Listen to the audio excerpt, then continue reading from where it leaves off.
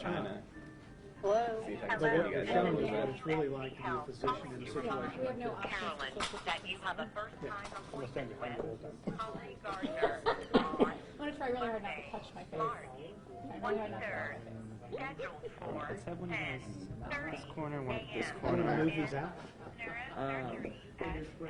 I'm just trying to see where we're at as far as. Please arrive at 10:15 Around that way. He's the boss. He has the shot. Whatever he says, we'll be able to hear us. That's the point. That's the thing. What's that? If we say anything, we'll be able to hear us. Okay, we've got a Mike. Dr. Perry. Yes, ma'am. Do you have Facebook up? I do. So let's have. Do you Someone else in want this me to be corner on and this your page? I think that's best. Then Yeah. we can see No, I'm the just questions. wondering if you. I like the right side of my face better. Okay, we've got to do boy girl kind of thing. I guess. You want me to switch? You can have the right side of your face and I'll switch over here. You want to go? We get flamed. Okay, we'll switch. And the camera will be on the corner. And like this. Boy, girl, boy, girl. Okay, people, you've all been through medical school. I'm the only one who hasn't. But you have Google. Well, that means we're not good at I social like stuff that. because we were in Dr. medical school. Biggs? Got the video pulling up. Hold on one second. Carolyn, you can kind of be in the middle if you want. Okay. I'm supposed to be away. Wanna get him in here? Does that give us enough social distancing though? Did your kids respond? Did they say anything? Did you have a chance to talk to them? No, the nanny responded, but 105. I'm Carolyn. I'm Kat. Nice to meet you. We have to shake hands. Oh my gosh, I've been doing so good. There we go. Man. It's so I'm trying not to touch my face. Oh It's my really hard. gosh. She says they started already. We have one more. Where are we They putting start this? online already? No, we're starting. On the So floor? Dennis, where would Sorry, you like good. Dr. Biggs? Is that the worst that happens? Are we?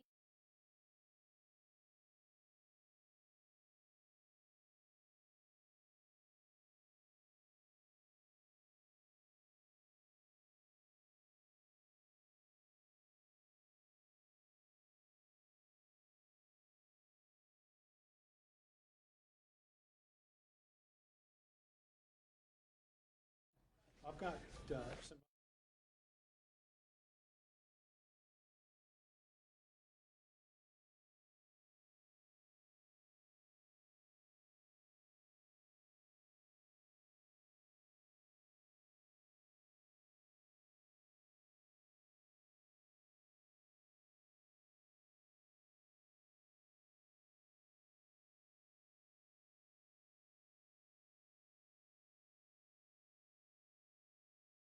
Give me 1 second.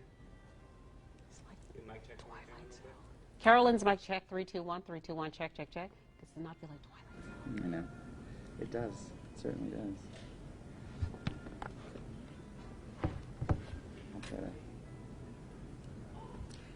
Good evening, and thank you for joining us. We are at Trident Medical Center. I'm Carolyn Murray, joined by a team of healthcare professionals who are offering guidance as we all deal with what is now a pandemic declared by the World Health Organization.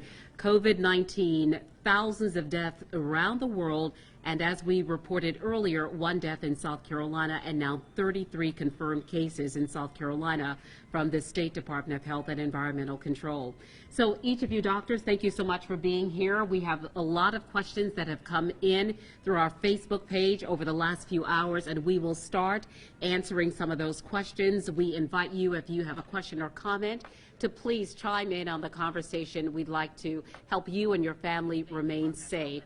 We also want to show you and remind you that we are doing what we are encouraging you to do, and that is to practice safe social distancing. You'll notice that we have as much space as we can between us reasonably while trying to be on the same screen and giving you information. And we also have hand wipes on the desk as well, and we have washed our hands, and we'll make sure that we do our best to make sure that we are practicing the same things we encourage you to do. So let's start and get to some of the same questions. This is an open conversation, and so anyone who wants to answer the question, Please identify yourself and then go ahead and answer. I think one of the most important things is to remind people about coronavirus, if this virus is in fact different than other viruses, and just explain, offer a little more detail about coronavirus and what it is. Well, I think the first thing to remember is that this is a novel virus. So we've never seen this virus before. Unlike the flu or a lot of the other viruses that we test for, we just haven't seen this. It is a strain similar to our common cold, but it's different. So we don't have immunity in the communities. We don't have a vaccine.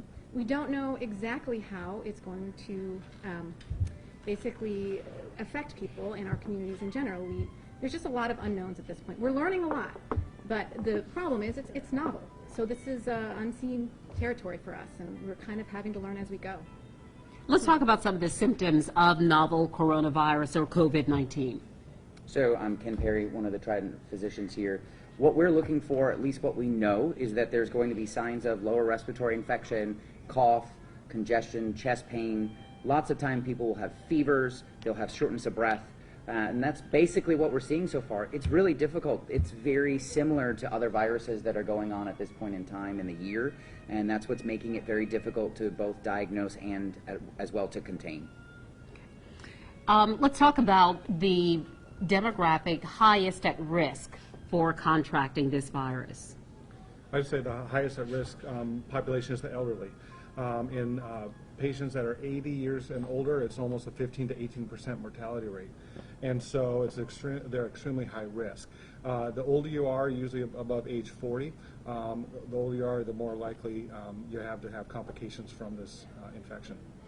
You know, initially when we started hearing about the coronavirus, we heard about people who were in certain areas, traveling, those kinds of things, but now we are realizing that this virus is in the community population. What does that mean for someone who might wonder, what does it mean it's in the community now?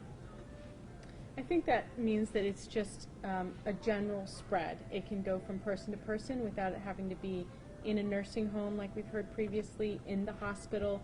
It can be somebody at the schools, at your workplace, in the general neighborhood.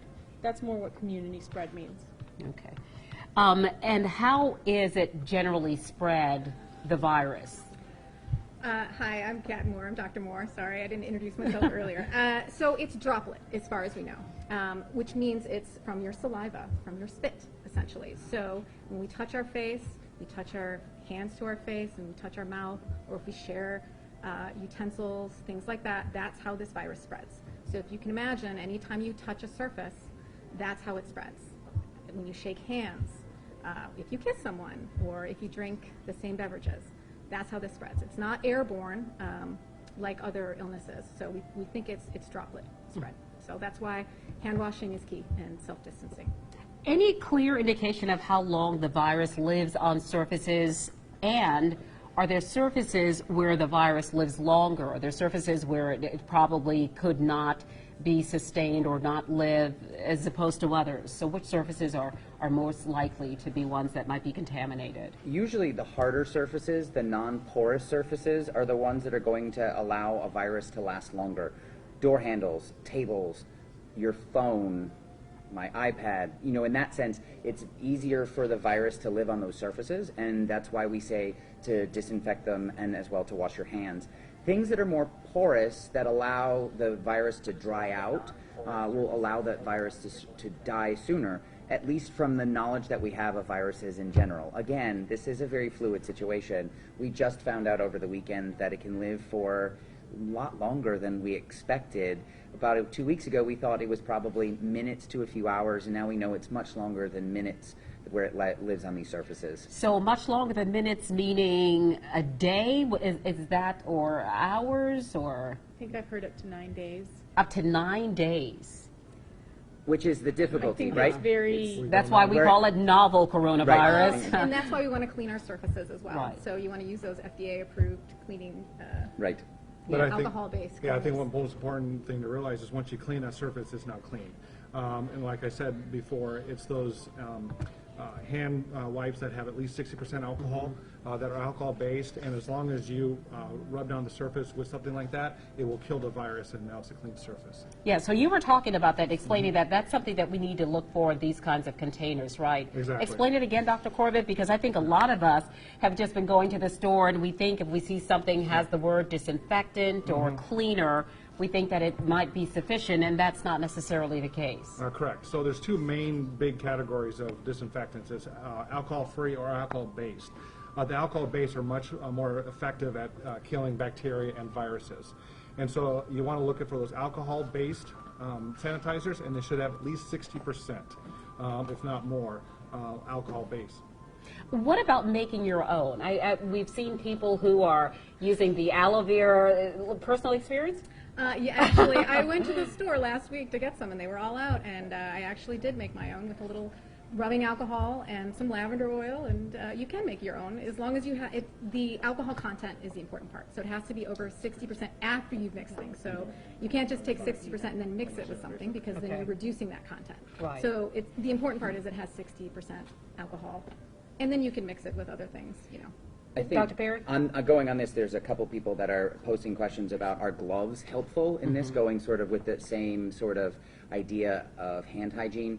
I think the concern with gloves is that you assume this certain amount of protection, but the protection is just from your hands. The virus can still live on them and on the gloves. On the glove, and so you can certainly then infect yourself with them. There's good studies of previous coronaviruses in China where MERS and SARS that we know of, where healthcare workers were contaminated because they didn't realize that it lived so long on their gloves. And if they didn't disinfect those before taking them off, that's actually how they were infected. Wow. Yeah. Another key thing, hydrogen peroxide, spraying surfaces, and something I read, and please correct me or clarify, you want those kinds of disinfectants, cleaners, to sit on the surface for a period of time. Don't immediately wipe it off. For example, hydrogen peroxide, I went to the store, couldn't find any alcohol. At least allow it to sit on your countertops, steering wheels, other surfaces, to make sure that it in fact kills the virus. Is that true? That's true, and you just want to let it dry. So you wipe it down and let it dry naturally on the surface. And I think one important thing I also want to mention is that studies have shown that people have a tendency to touch their face on average 23 times every hour. And so it's important to keep your hands away from your face as much as possible, especially when you wash your hands. Yeah, and as I said earlier, with as much makeup as I wear, mine is probably twice to double that. So we have to make sure that we are, in fact, once again, reminded that we need to keep our hands away from our face at our sides, and this is something we're generally not accustomed to doing. Generally, we walk up to each other, we want to shake hands, and it's a habit that we're going to have to break, but it's one we're going to have to break right now. Some of the other questions and comments is about seeing your regular healthcare providers, keeping appointments and things like that. Is that important to do right now? If you're not feeling 100%, should you still go into those kinds of environments where people might be more vulnerable? I think it's always wise that if you're not feeling 100%, you don't get procedures that are non-essential to be done. Obviously, we're going to go forward with emergency procedures, but if it's something really that's not required for your best health right now, I would put that off until you feel well, and maybe even until this is over, this scare is over. Yeah, and also, Dr. Taylor, we had a question about elective surgery.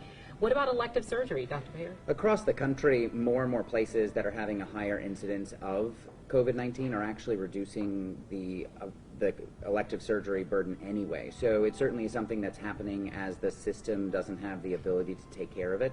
But at the same time, if you're having an elective surgery that really can wait, that's going to be a discussion that you and your surgeon have to have of whether or not the risk-benefit ratio right now actually is appropriate for you to come into a hospital setting at this point in time.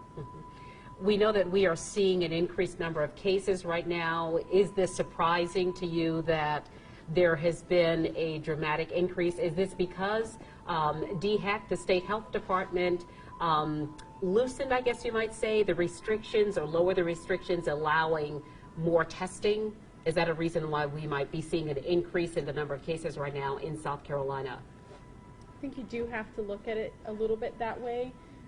Obviously, there can be an increase from the community spread, but you also have to remember that if you're not testing, you're not going to find the cases. So with the restrictions on testing, we were probably missing a lot of those people that maybe had mild symptoms or even some of the asymptomatics. Now that we're testing a little bit more, we're going to find more. I know, Dr. Biggs, do you want to come in? You ready to come in, join in the conversation a little bit? Remember our safe distancing here? To follow up on the surgery thing, at Trident right now, we do have all surgeries going. I don't want to give anyone any view that we're not having them. We do have them, but certainly a discussion with your surgeon is probably the most appropriate thing at this point. Yeah.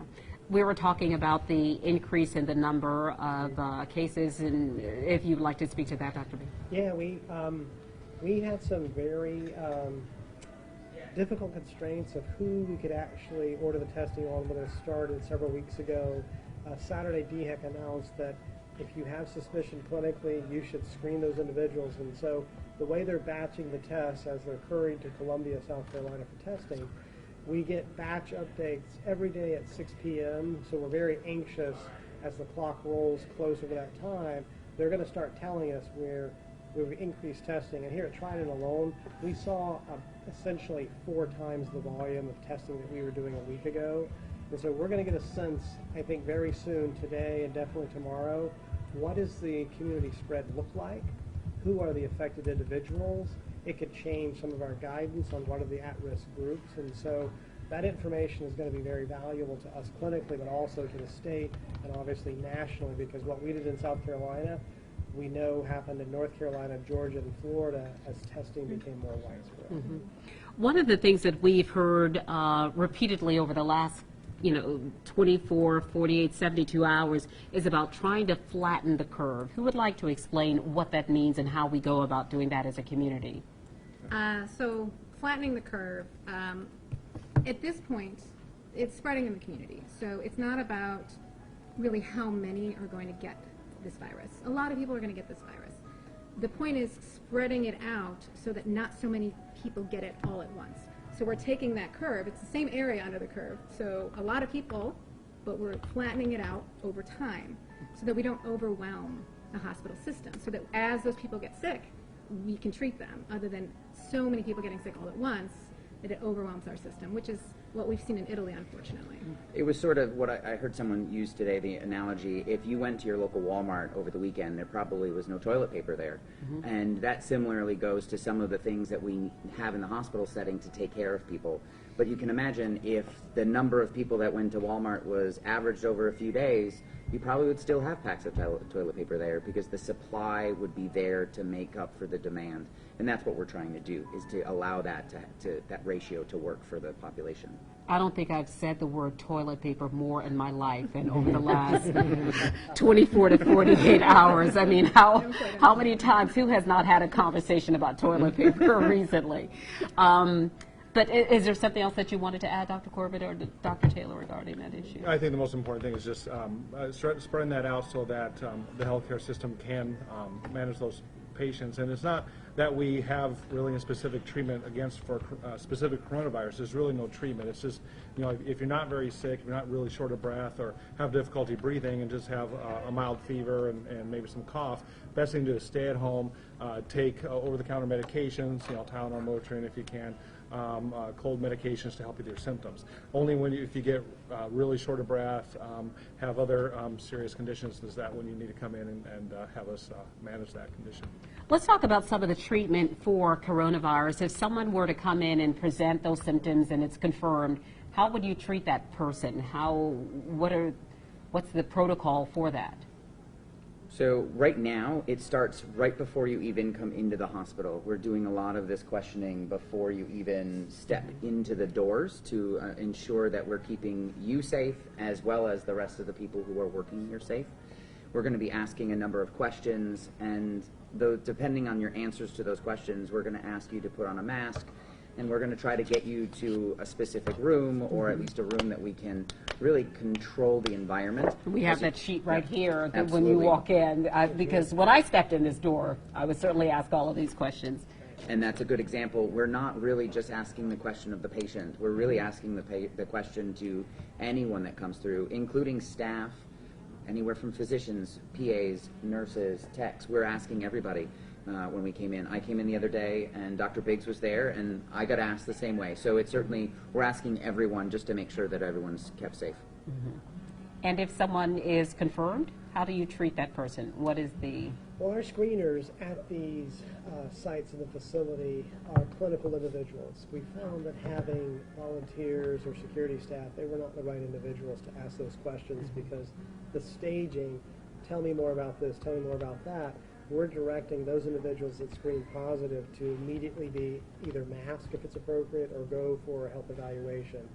But both with our staff and visitors, we've created essentially some soft but hardened entry points where we can get those individuals quickly evaluated when they present, but we're also using our own Ask a Nurse advice line, directing community to that so they can have the similar screenings that I believe the MUSC health system is using with their portals, because getting that access, if people don't have to get in their vehicles, come here, who may be worried but well, those are the individuals we want to triage telephonically or through online resources. Okay. A couple of other questions that we have. Thank you to everyone who's chimed in and asked questions. Let's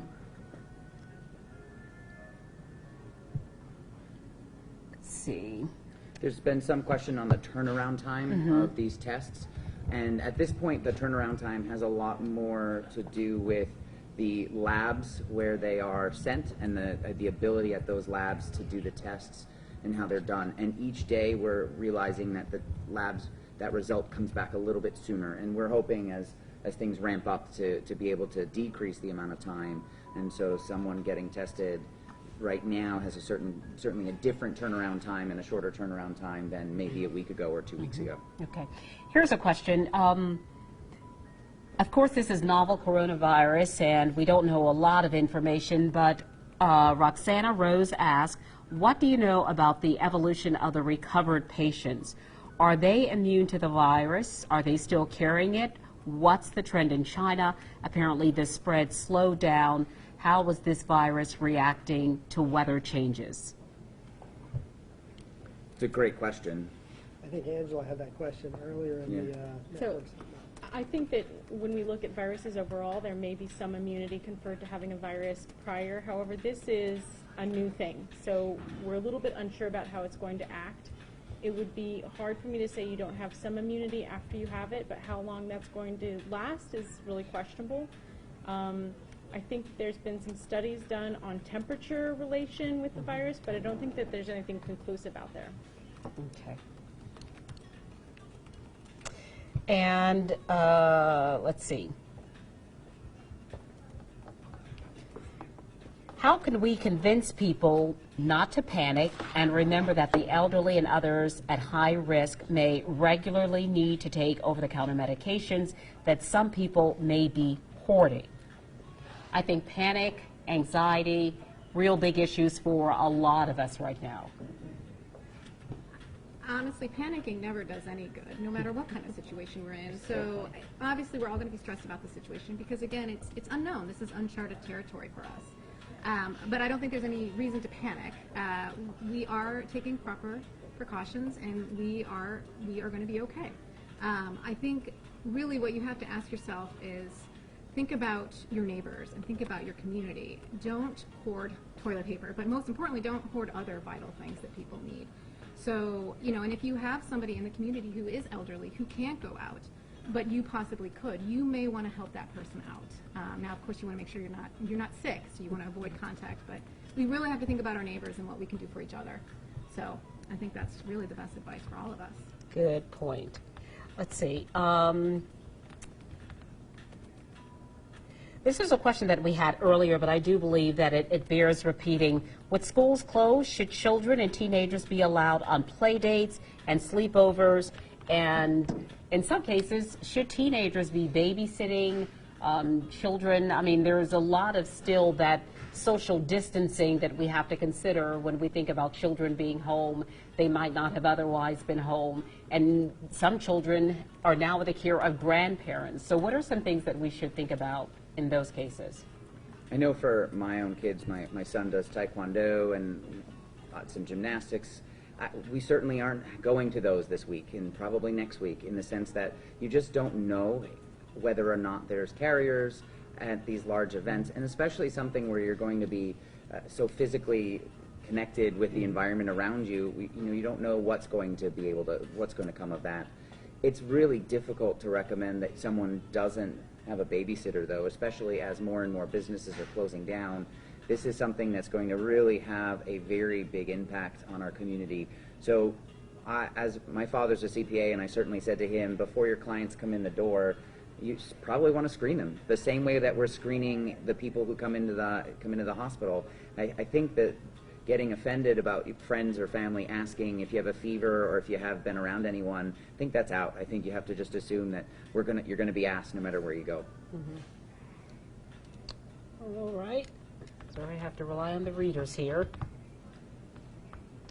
I'm 74 years old, I have asthma, still working as a hospice home health RN. Should I defer visits and stay home? I would say yes if you can. Those are going to be questions people are going to have to answer for themselves.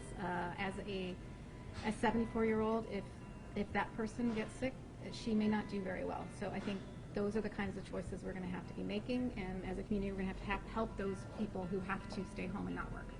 So, Anyone else want to add something? No, I think that pretty much covers it. Okay. Let's see. My daughter became ill Monday. Fever, cough, headache, flu-like symptoms. She went to the doctor. They tested her for flu, negative. By Thursday, she had chest pressure, went to the doctor.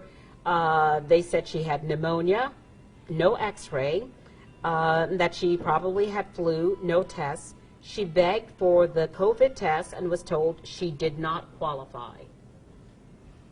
What do you think about that, Dr. Biggs? Yeah, that's in today's setting, if that example was given, let's say Sunday or even Friday of last week, that would have been the answer. But now with the clinical latitude that's been given by DHEC, that clinical intuition could be at play, I would hope that that individual will be screened for COVID-19 today. Yeah, and one thing I'd like to add is that there's no real clear-cut, this is exactly who, right now, who we're testing for COVID. Because last week, we were pretty much only doing patients who were admitted, hospitalized, and were sick enough, and we couldn't find any other source, we would send off that COVID-19. We've expanded it slightly. It's not completely expanded. We're not screening asymptomatic patients. We're not always screening everyone who can go home and self-isolate. If you have a documented fever and have some shortness of breath, other things, and our flu tests are negative and chest x-ray looks okay, then we would consider using on a case-by-case basis if we're going to test for the COVID-19. But again, if you are not extremely sick and can stay at home and just treat it symptomatically, there is no specific treatment for COVID-19. So it's pretty much just rest and fluids and wait till it kind of runs its course. I have another question coming in from David. David writes, I own a bus tour company in Charleston. I'm the driver. The bus seats 14 guests, tourists, of whom are with me for approximately 2 to 3 hours.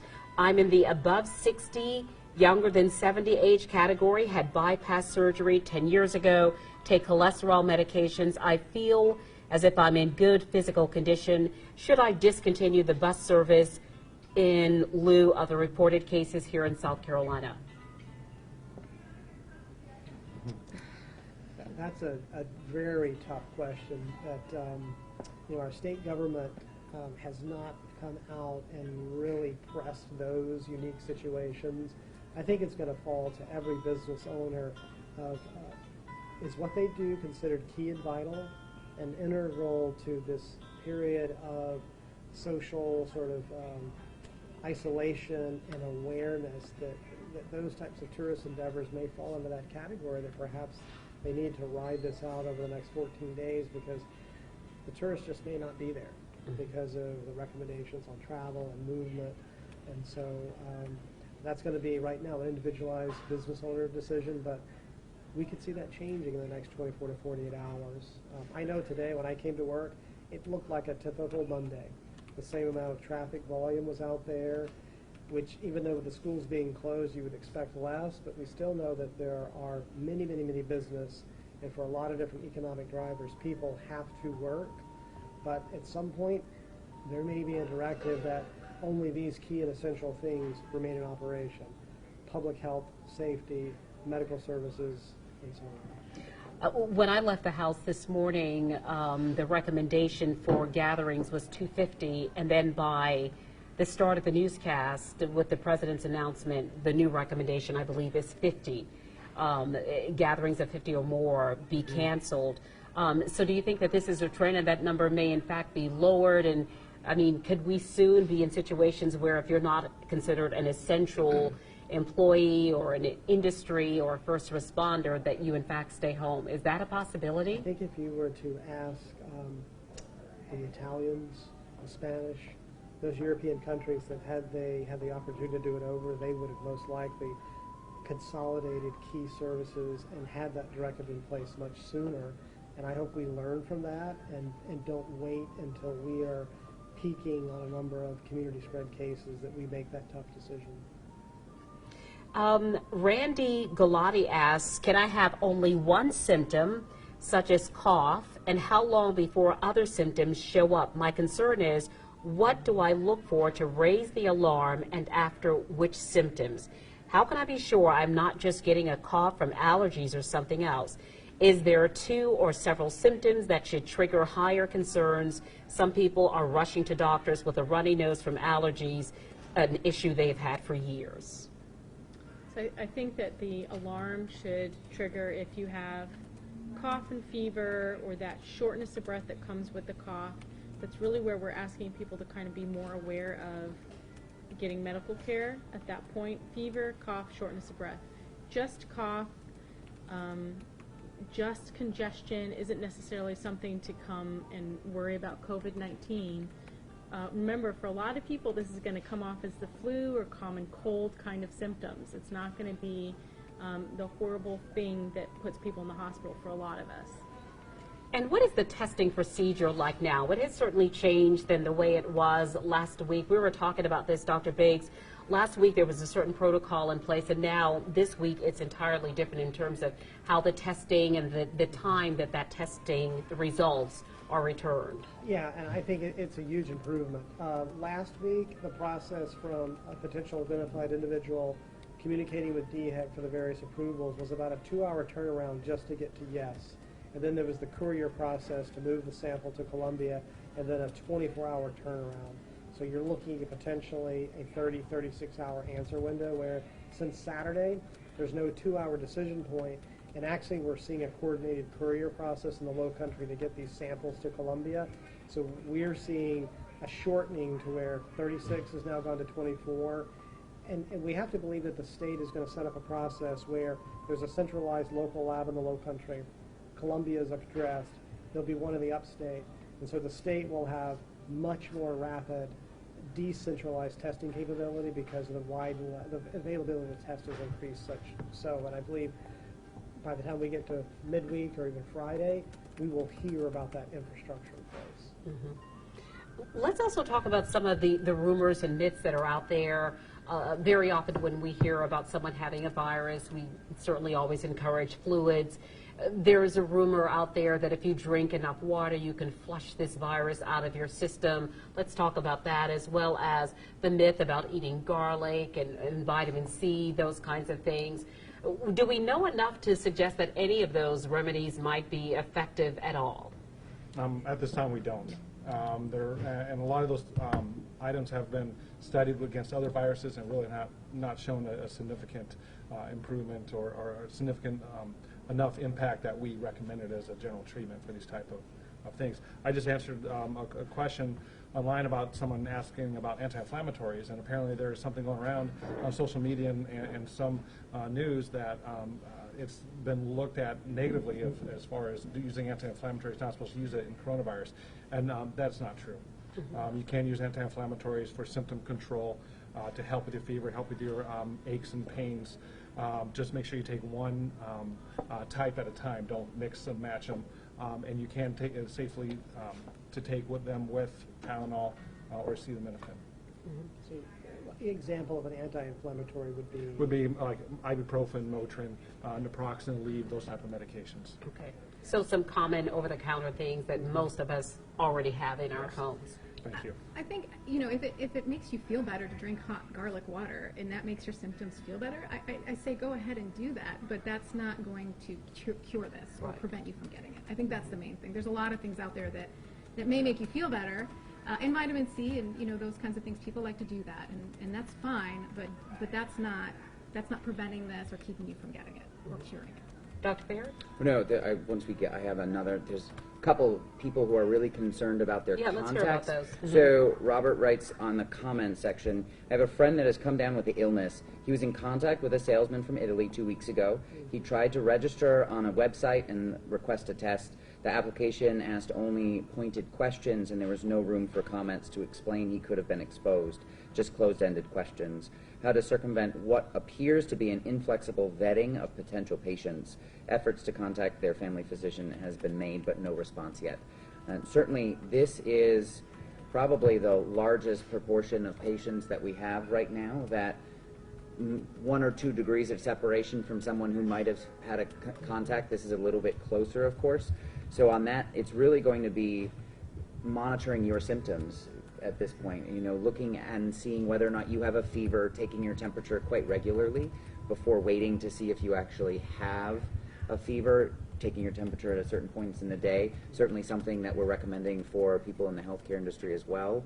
I don't know if you want to go any further with that, Dr. Biggs. No, I think if this individual were to come in today with that history, even without symptoms, they would move into that category of this is a very reasonable risk based on what we know now. I guess there's a benefit of being a nation surrounded by 2 of the world's great oceans, that it takes a while for things to get here, COVID being one of them, but with international air travel, Italy, Spain, China can happen in a matter of half a day, basically. So as we learn from the other countries, we clearly have made rapid changes with who we're screening and how we're screening them. And so I think everybody who may have been told, no, you're not at risk last week, should be revisited with their primary care providers or an acute setting. Okay. Linda Stewart writes, we're talking again about the surfaces, fabric and paper. We've heard people who handle money that they should perhaps not be touching money, that money is certainly very dirty. We all know that. Let's talk about that. And then Dr. Taylor and I were just talking about the fact that her husband asked about mail, our mail, sitting in mailboxes and things like that. Should we be concerned about handling money, handling our mail? I think that we covered that a little bit with talking about the porous surfaces where they dry out. There's been no evidence that the virus can be transmitted through mail, through money. Again, always, though, it's hand washing, try not to touch your face. Obviously, those things are going to carry yuck with them. And so try to avoid just introducing that to your body. And I think that gets to a lot of questions of how long does this virus live on non-human surfaces. And it's all based on the viral load. If a COVID patient sneezes on this tabletop significantly, then that's probably going to last for several hours. So there's not an ironclad to, if you touch this, you're okay. If you touch this, you've got 6 hours. I think if everyone is taking those precautions of frequent hand washing, trying to keep your hands below your waist, we'll get through this, because there's not an easy answer for what carries the viral load more than another object. Dr. Biggs and Dr. Perry, I think they're having a hard time hearing you. Oh, okay. We're getting Okay. a lot of comments about that. Oh, okay, okay.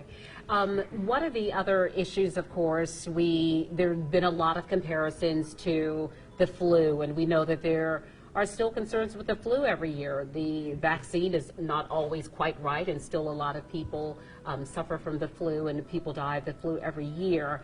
But we generally know that there is a flu season traditionally between August, September, and February, March. We don't know anything about this novel coronavirus, so we have no idea how long we might be facing some of this. Is that correct? Yeah, I think that's still to be determined. I think that we don't really know where this began. We have some knowledge of where we think it started and where it became, what animal model it started in, but we don't have enough knowledge of the trajectory of this. If we knew 3 months ago that we'd be in this situation, I think everyone would certainly have a different mindset on it, but we're in a different world that's changing by the minute, so I think it's really difficult to know where this virus and the lifetime of this virus.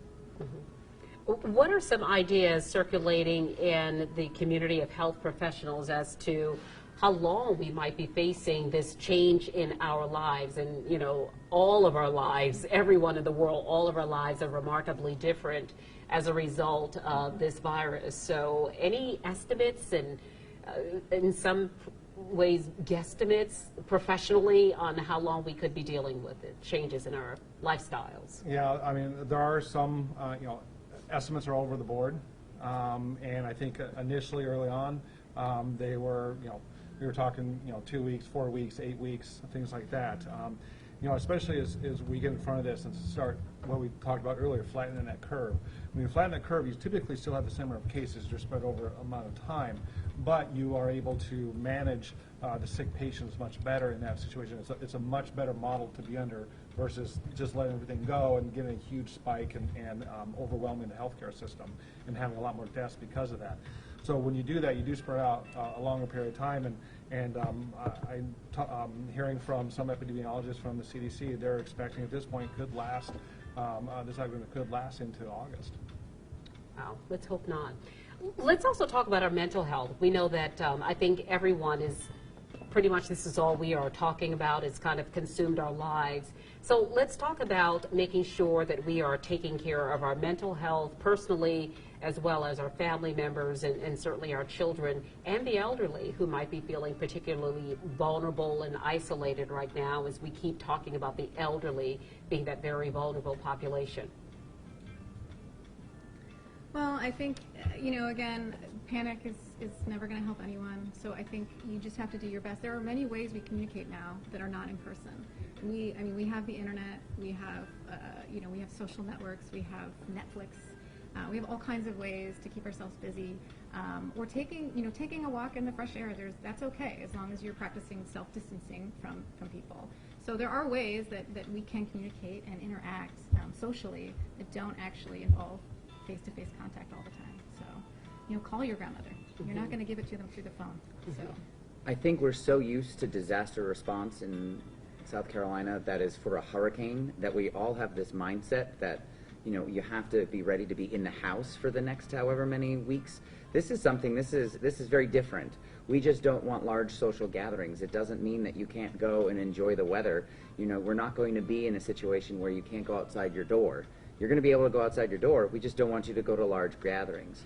So the beaches are starting to get nice. There's certainly things that you can do that will still keep your risk very low, even though it's certainly a very different way of living than we were used to just a week ago.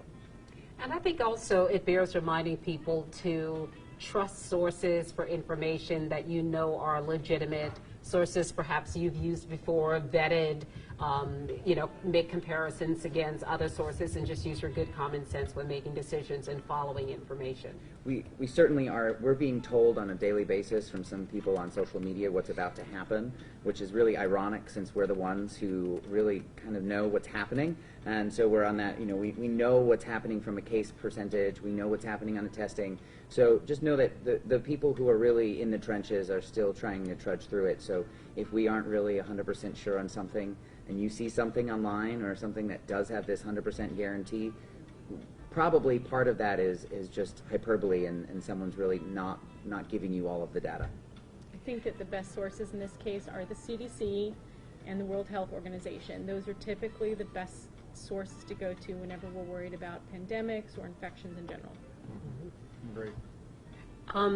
We certainly know that we're talking about the coronavirus, but there's another virus that we all deal with every year, and a lot of people talk about vaccinations and flu. If someone, might be a little more weary right now as we talk about this virus, is this a time for them to look at other vaccinations and things like that, other things that might safeguard their health? I think absolutely. I think if we we place corona in perspective of seasonal flu, the same foe we battle every year.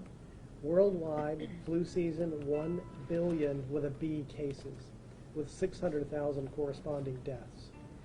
What does that tell you about vaccination strategy? We know that in our country, nearly, as best we ever get, is about 40% of Americans actually get the seasonal flu vaccine. And so if people are thinking about, what should I do? You can still, availability is still out there to get the flu vaccine, because this flu season is not ending anytime soon. And then elderly individuals looking at other appropriate vaccines, be it for shingles, be it for pneumonia, you name it. They should go in and have a wellness visit with their healthcare provider and talk about those strategies. But I think when we get through this, when people think about what will I do next year, I hope we see our seasonal influenza vaccination rate much better than 40%, because we hope by that time the key components that have made corona such a problem will be ingrained into the seasonal flu vaccine for next year.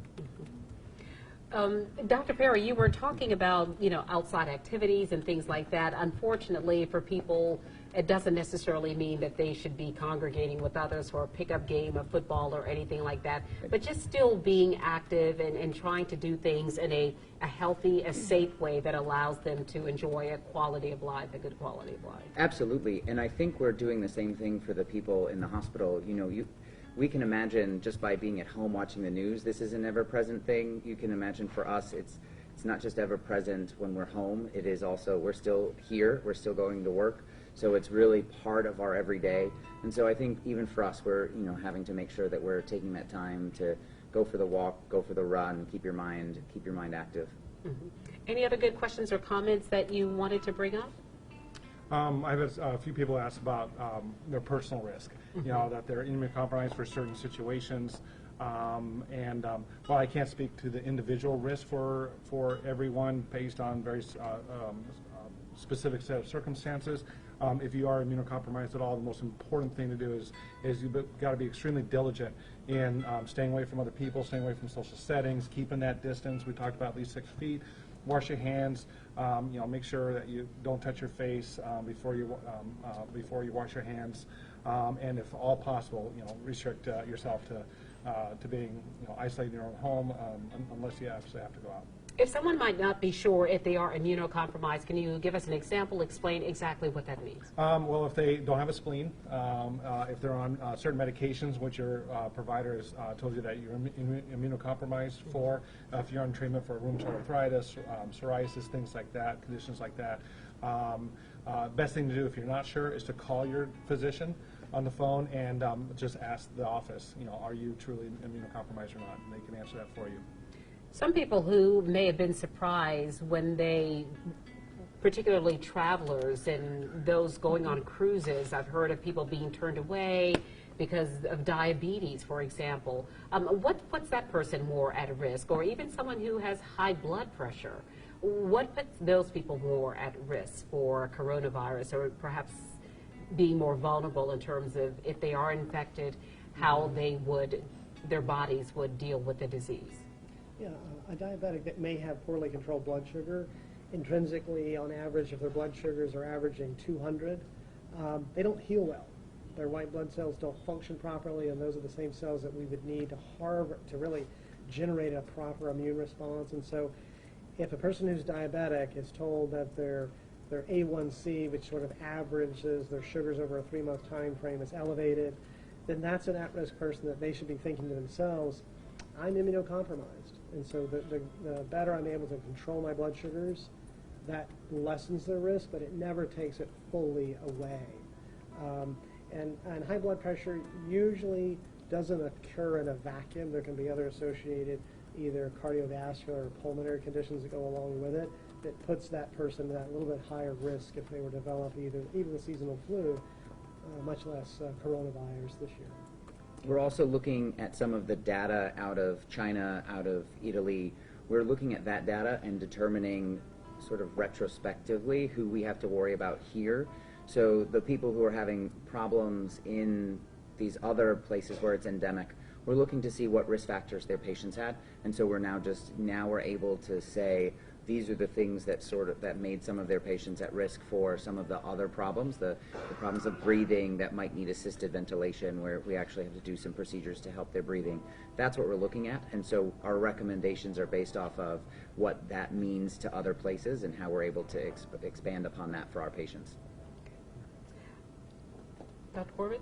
Oh, I'm sorry. I thought you were about to add something to that. I thought it was a great Okay. You know, I think Ken brought up an excellent point. Now, everybody that we screen for COVID-19, DHEC asks us to fill out essentially a very thorough health risk questionnaire on each individual person, because they're taking that data and building the model that will probably serve us well for many, many years of this is the at-risk person for COVID-19, because this year, this is what we saw. So we may in the future be able to say, oh, it also included these risk factors or these aspects, or maybe the age ranges have changed. So even though we're rapidly identifying people who have COVID-19, simultaneously we're getting enormous amounts of healthcare data that lets us shape that narrative of who is at risk.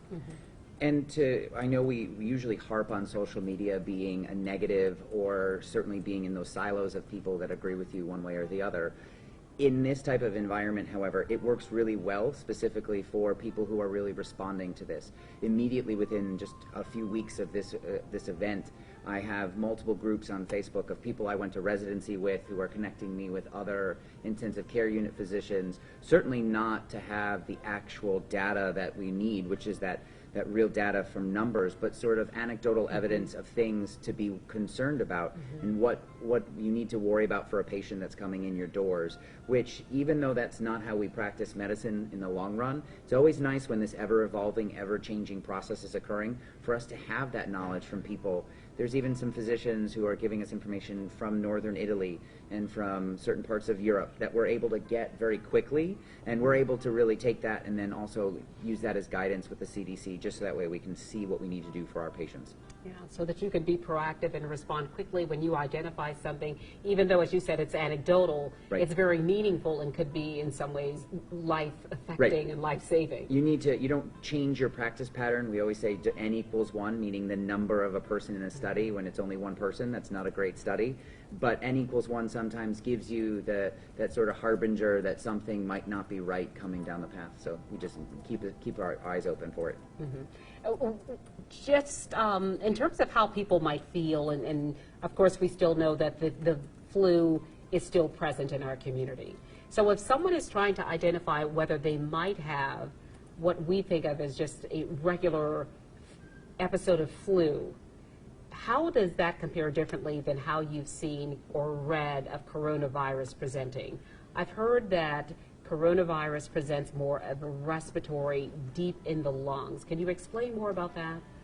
I mean, I think what they mean by that is that we see a lot more coughing and shortness of breath. Usually with flu, unless the flu gets more advanced and causes a secondary infection as far as a pneumonia and things like that, typically we see a little bit more of that. But there is so much overlap between the two. It's not possible just to go based on symptoms of, oh, you're coronavirus, you're the flu, you're the common cold. You cannot do that. We want it to be that simple, but it simply isn't. Unfortunately, it's not. And so that's kind of why we really screen everybody coming through, and we really take a thorough history, and we decide, do we need to test you for coronavirus because of risk factors, or because of your job, or because of where you live, or who you interact with, and how you look clinically. You know, are you really short of breath? Is your oxygen level lower than it should be? Are you breathing faster than it should be? In those cases, we might go a little bit further, but a lot of times, if you're clinically looking okay, if you're don't have a high fever, you're not real short of breath, your oxygen level's good, your respiratory level's good, we typically don't go down the path of trying to sort out, is this really truly coronavirus? Is it not? If you don't have any of those risk factors, because there's really nothing we can do to treat otherwise. It doesn't change how we would manage you otherwise. Let's talk about the labs that are currently being used for testing. What labs are currently available? You mean physical labs, as in like locations? Yes. Yeah, we are exclusively using what the state designated early on as their lab in Columbia. There are 2 private companies that have said we're also running the test. Their turnaround times are a little bit longer. They are very transparent. It's about a 2 to 3 day turnaround, where if you can get it in 24 hours versus 2 to 3, we're leaning towards the validated 24-hour turnaround. But we hear stories every day that labs are undeveloped right now that can actually shrink the testing time in half or a quarter of what it is. But right now, we're exclusively using what we were instructed to use. And I know individual private physicians' offices that have had relationship with LabCorp or Quest are using those, but with the understanding they should be screening asymptomatic and potentially no to low-risk patients because of the longer turnaround, as opposed to the most rapid right now is through the state's testing. And is the system overwhelmed right now with trying to get some of these tests done, or are they on target in terms of getting the test done in a reasonable amount of time so that people can get that information? Well, from what we understand, last weekend the state lab was not working on the weekends processing testing because here again, it was very tightly controlled. This past weekend, they were working. So like any organization, they're obviously flexing their staffing to meet that increased demand.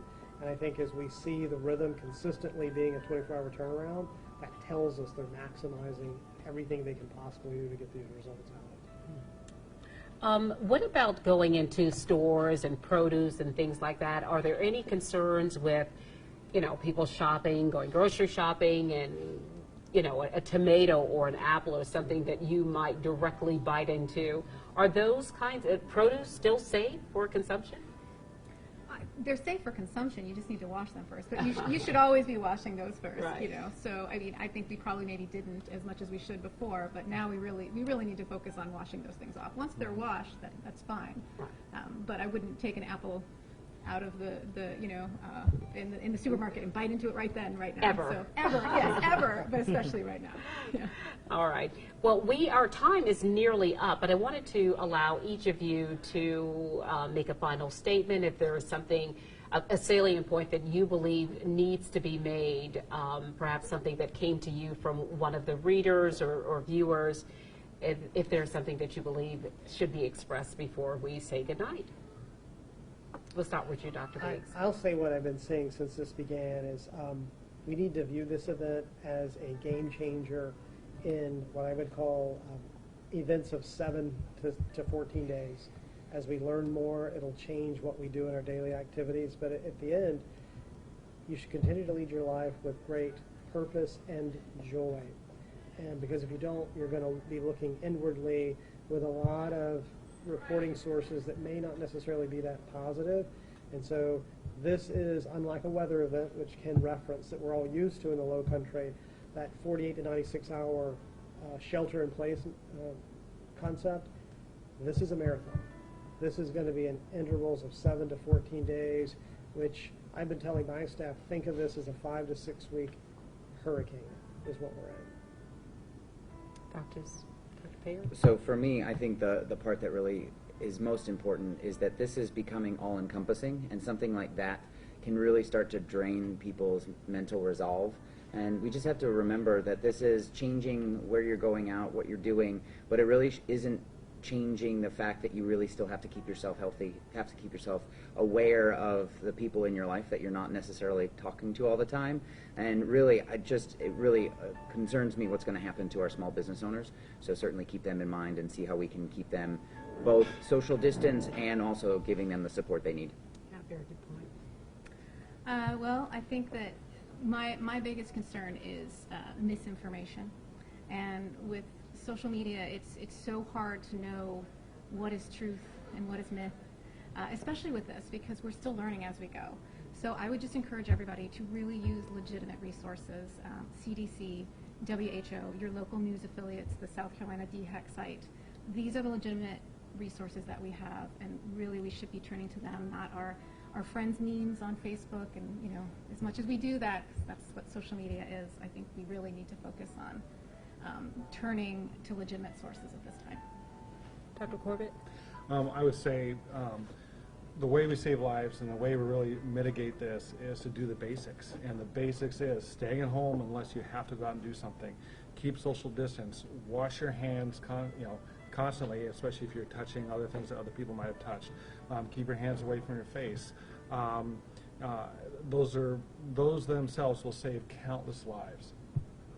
Those are things that we should be doing all the time, right? And we haven't been. but now it's life and death. And It we most really need certainly is. Thank you, Dr. Corbett. Thank you. Dr. Taylor?